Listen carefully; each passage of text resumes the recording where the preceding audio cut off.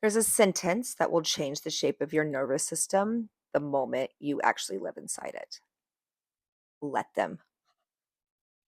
And I want to say from the start, I am not teaching this to you from some like finished point, looking back at a lesson that I've learned. I am fully in this. I am saying this out loud for myself as much as I'm saying it for you, because I am actively learning to live inside these two words right now in real time in my own life.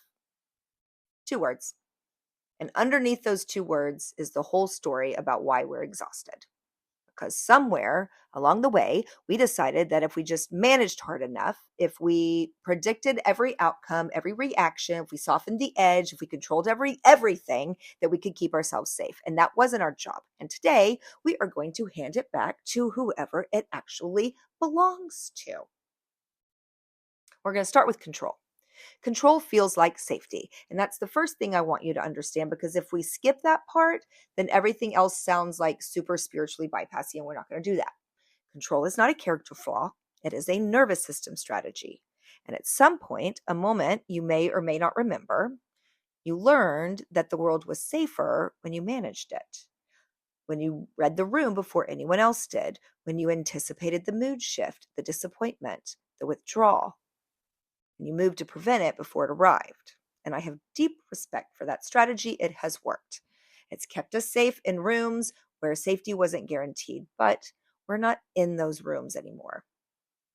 And the strategy that was once protection has become a cage that essentially we built with our own hands, and now we just live inside of it. So this is what control costs you. It costs you your presence, because you're always one step ahead, managing a future that hasn't happened yet.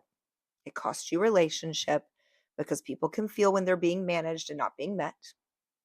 It costs you your own voice, because so much energy goes into shaping everyone else's experience, but there's not really any left to ask what you actually want. And here's the piece we don't really talk about. Control doesn't only cost you something. When we try to control another person's experience, we're not protecting them. We're robbing them.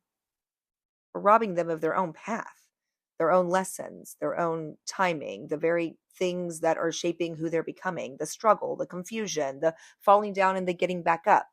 And we quietly try to smooth it over, or we redirect it, or we try to prevent it because watching them go through it is uncomfortable for us. But their journey was never ours to edit. So every time we step into control an outcome that belongs to someone else, in essence, we're telling them that we don't trust them to walk it themselves, even when it comes from a place of love. I mean, especially when it comes from a place of love. So here's where the phrase begins. Let them. Let them be who they are without your management. Let them have the reaction they're going to have. Let them be disappointed. Let them misunderstand you. Let them choose the thing that you wouldn't choose. Let them walk slower, decide later, love differently, show up less than you hoped. We're going to say, I release the belief that experience is mine to control. Let's say that together. I release the belief that their experience is mine to control.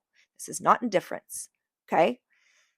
Let them has been floating around social media, stripped of its nuance, turned into a permission slip for coldness. And that's not what this is.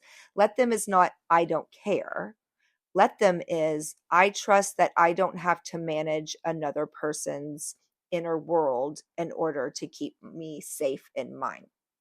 It's the difference between watching someone struggle to open a door and elbowing past them to open it yourself, versus standing present next to them, available, allowing them to struggle, and then let them figure it out. Let them be frustrated with you. Let them leave the room. Let them not understand your growth yet.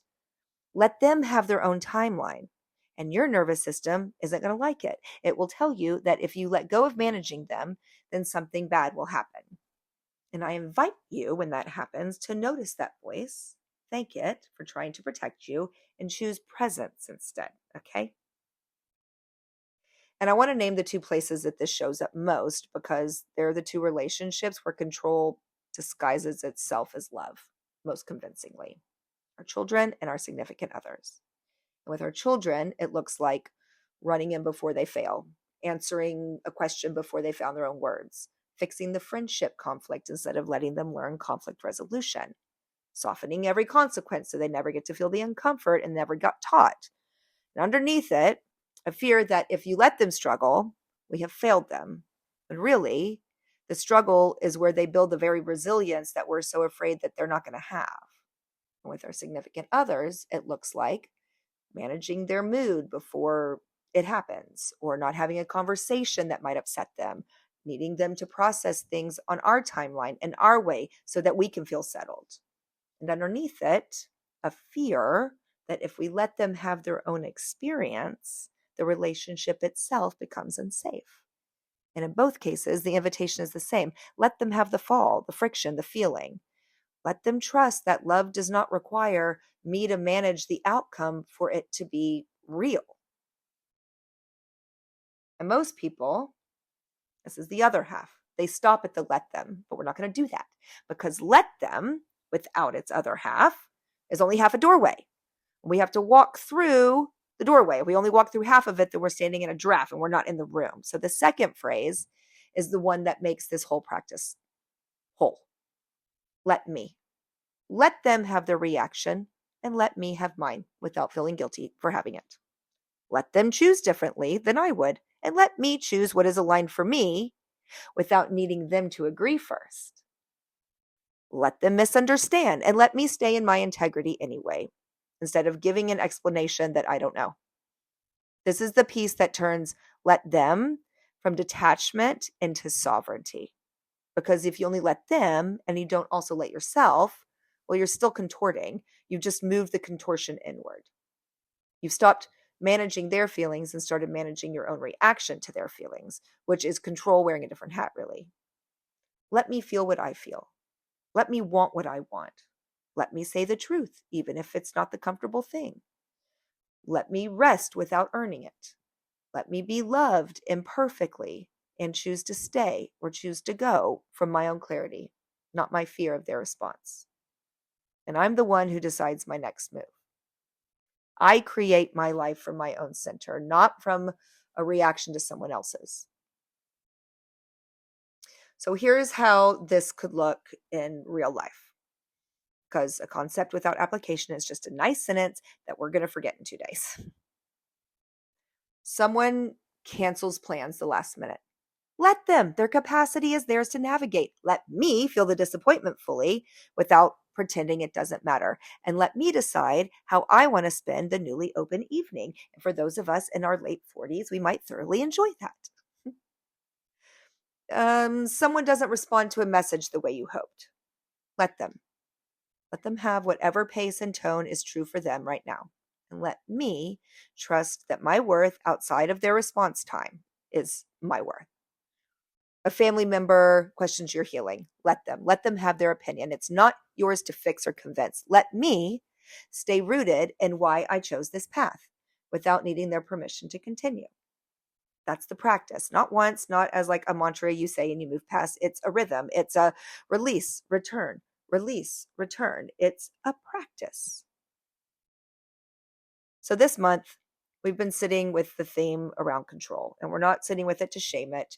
We're sitting with it to understand it and to loosen its hold with compassion instead of with force.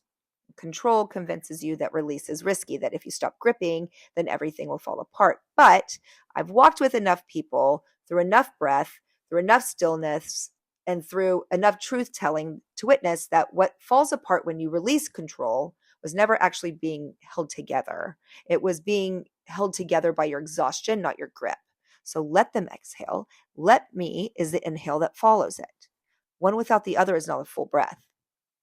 Together is how you come home to yourself while staying in a relationship with everyone around you.